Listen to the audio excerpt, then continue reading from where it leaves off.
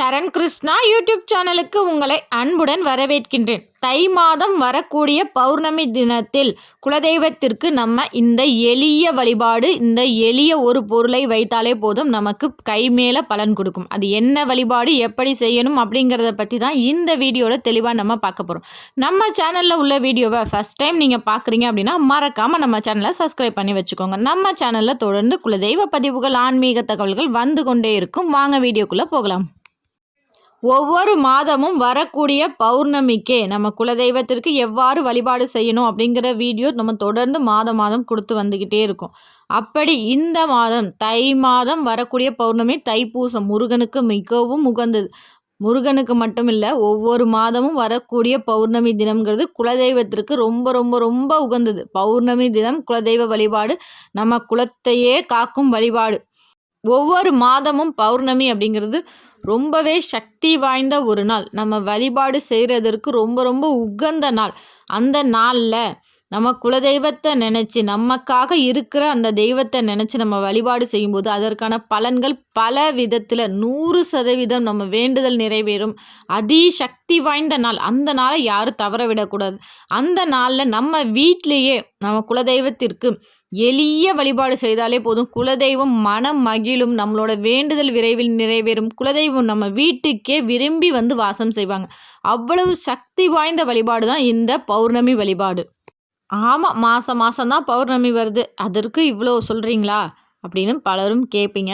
நான் என்னோட சொந்த அனுபவம், நான் தொடர்ந்து பௌர்ணமி வழிபாடு செய்து 12 வருடங்களாக எனக்கு கிடைக்காது அப்படின்னு நினச்ச ஒரு பொருள் இந்த பௌர்ணமி வழிபாடு செய்து ஒரு 4வது மாதமே எனக்கு கிடைத்தது.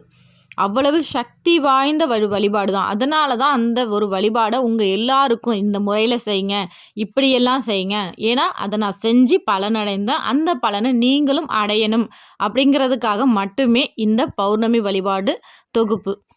தை பிறந்தால் வழி பிறக்கும் அப்படிங்கிற ஒரு பழமொழியே இருக்குது. தை மாதம் ரொம்பவே சிறப்பு வாய்ந்த மாதம். அந்த மாதத்தில் வரக்கூடிய ஒவ்வொரு நாளுமே ரொம்பவே சிறப்பு வாய்ந்த நாளாகவே இருக்கும். அப்படி இருக்கக்கூடிய நாளில் ரொம்பவும் சக்தி வாய்ந்த நாளான தை மாதம் வரக்கூடிய பௌர்ணமி தைப்பூசத்தன்று நம்ம குலதெய்வத்திற்கு நாளே வீடு வாசலை ஃபுல்லாக சுத்தம் பண்ணிடுங்க. அப்படி வீடு வாசல் சுத்தம் பண்ணும்போது வீட்டை கல்லுப்பு மஞ்சள் கொண்டு துடைச்சிட்டு பூஜை அறையும் சுத்தம் பண்ணிடுங்க. நாள் உங்கள் குலதெய்வ படத்தையும் நல்லா சுத்தம் பண்ணி மஞ்சள் குங்குமம் பொட்டு வச்சு அலங்காரம் பண்ணுங்கள்.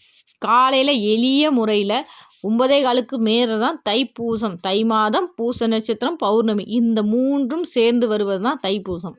நீங்கள் முருகன் வழிபாடு செய்யணும் அப்படின்னா 9:15 மணிக்கு மேலே காலையில் நீங்கள் தாராளமாக செய்யலாம். முருகன் வழிபாடு செய்யணும் அப்படின்னா மட்டும்தான் 9:15 மணிக்கு மேலே நீங்கள் தாராளமாக செய்யலாம். ஆனால் சாதாரணமாக மற்ற தெய்வங்களை, குலதெய்வங்களை வணங்கும் போது நீங்கள் காலையில் எழுந்தவுடன் குளித்து முடித்து விட்டு நாளே தான் பூஜை அறையை ஃபுல்லாக சுத்தம் பண்ணியிருப்பீங்களா, குளித்து முடித்து விட்டு காலைல எழுந்ததும் பூஜை படங்களுக்கு பூ வைத்து விளக்கு ஏற்றி விடுங்க. விளக்கு ஏற்றி காலையில் ஒரு எளிய வழிபாடு செஞ்சுருங்க.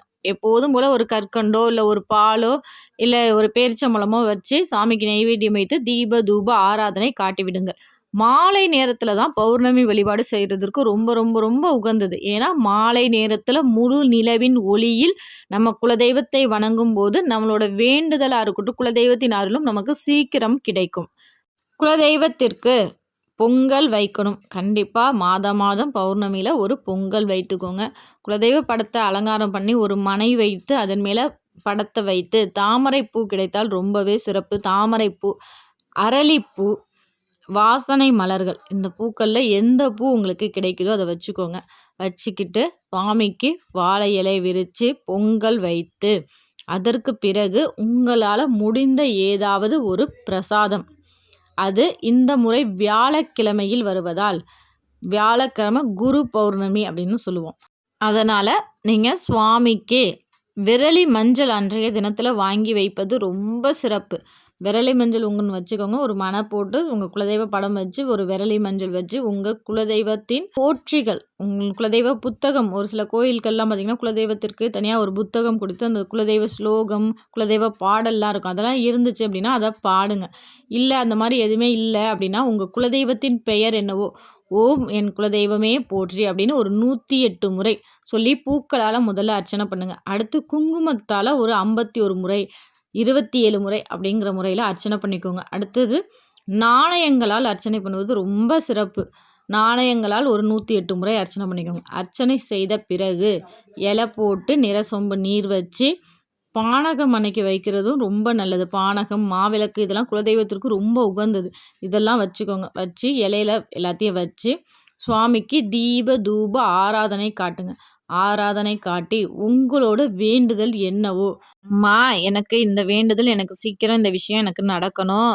அப்பா என் குலதெய்வமே, என் குலத்தையே காக்கிற தெய்வமே, எனக்கு இந்த விஷயம் நடந்தா என் வாழ்க்கை ரொம்ப சிறப்பா இருக்கும். அதனால எனக்கு இந்த விஷயத்த சீக்கிரம் நடத்தி கொடுங்க அப்படின்னு சொல்லி மனதார வேண்டிக்கோங்க. வேண்டிக்கிட்டு ஒரு ரூ. 11, ரூ. 5, ரூ. 7 அப்படின்னு ஒத்த படையில நோட்டுகள் வைக்கக்கூடாது. வெறும் நாணயங்களால் வைத்து மஞ்சள் நிற துணியில முடிஞ்சு உங்க குலதெய்வத்தின் காலடியில வச்சிடுங்க. இதை வச்சுட்டு தொடர்ந்து மாதம் பௌர்ணமி பூஜை செய்து பாருங்க. 3 அல்லது 5 பௌர்ணமிகளை கண்டிப்பா உங்க வேண்டுதல் விரைவில் நிறைவேறும். நிறைவேறியவுடன் அந்த நாணயத்தை எடுத்துட்டு போய் உங்க குலதெய்வ உண்டியல்ல செலுத்தி பாருங்க. கண்டிப்பா இதை செஞ்சு பாருங்க. கை மேல பலன் கொடுக்கக்கூடிய எளிய வழிபாடு, அதிசக்தி வாய்ந்த வழிபாடு.